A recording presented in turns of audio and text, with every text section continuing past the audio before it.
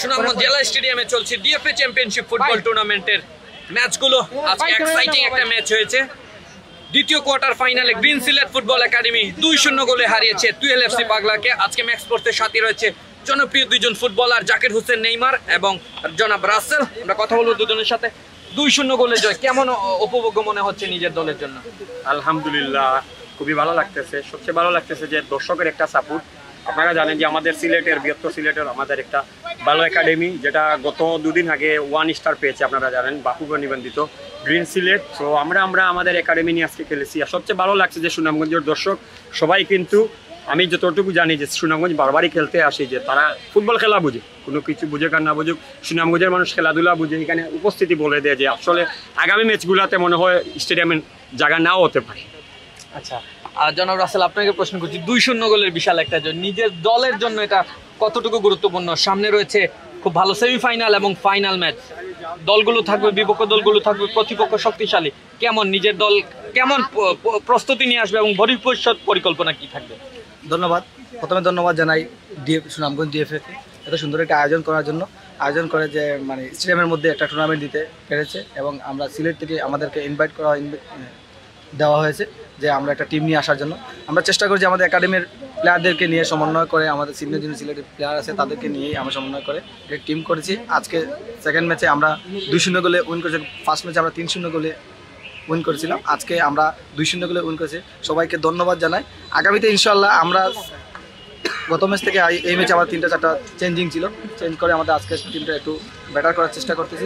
আসলে আমরা দেশি প্লেয়ার দিই আমরা টিমটা, আমরা ফরেন প্লেয়ারের প্রতি আমরা এত আকৃষ্ট না, কারণ ফরেন প্লেয়াররা খেললে আমাদের দেশের প্লেয়ার যারা আছে এরা খেলার কোনো সুযোগ পায় না। তাই আমি চেষ্টা করতেছি যে আমাদের সিনিয়র জুনিয়র সমন্বয় করে যে টিমটা হয়েছে, অবশ্যই আগামী টিমটি আমরা আরও বেটার করার চেষ্টা করবো। সবাইকে ধন্যবাদ।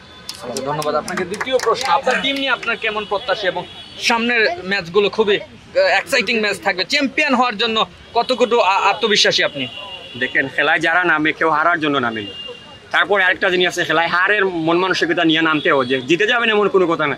তবে আমার 100% কনফিডেন্স ছিল যে আমাদের টিম নিয়ে আমরা যত জায়গায় খেলতে গেছি, যে আমাদের প্লেয়ারের প্রতি আমাদের একটা বিশ্বাস আসে যে 90 মিনিট পর্যন্ত আমার প্লেয়ার খেলা ছাড়বে না মাঠে। আজকে আপনারা দেখেছেন প্রথমার্ধে 1 গোল খেলা, লাস্ট মিনিটে আরেকটা গোল। সো আমি মনে করি আগামী যে ম্যাচটা হবে, আমার কাছে লাগে আরও ভালো ম্যাচ হবে। আর আগে তো বলেছেনই আমাদের টিমের যিনি এই গ্রিন সিলেটের মেইন ক্যাপ্টেন, আপনারা জানেন যে আমরা অনেক বিদেশি ফুটবলার কিন্তু এই মাঠে নেমেছি। আপনারা জানেন বিদেশি ফুটবলার আনার পরে আমরা 20-25 হাজার 30 হাজার টাকা করে দিতে পারি, কিন্তু আমাদের যে লোকাল ফুটবলার এরা কিন্তু যখন আমরা আনি এগুলারে দিতে পারি না। সো এই টাকাগুলো আমাদের লোকাল প্লেয়াররা যদি পায়, মাঠে পারফরমেন্স দেখেছেন, এখানে কিন্তু দুটো টিমে বিদেশি কোনো খেলোয়াড় ছিল না, তারপরে দর্শক ছিল, কলতারি ছিল, মানে কোনো কিছু কমতি ছিল না। তো আমরা ইনশাল্লাহ গ্রিন সিলেট আপনারা দেখবেন যে আমরা লোকালের মাধ্যমে ভালো একটা টিম করব।